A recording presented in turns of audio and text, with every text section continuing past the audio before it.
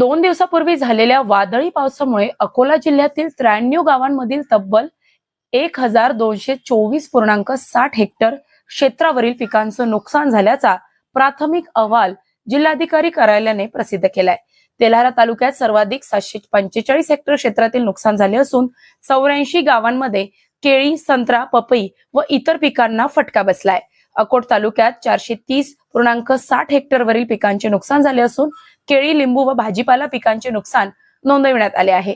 मूर्तिजापूर तालुक्यात 39 हेक्टरवरील भाजीपाला, तीळ, लिंबू व केळी पिकांचे नुकसान, तर पातूर तालुक्यात 10 हेक्टरवरील फळ पिकांचे नुकसान झाल्याची माहिती अहवालात नमूद आहे।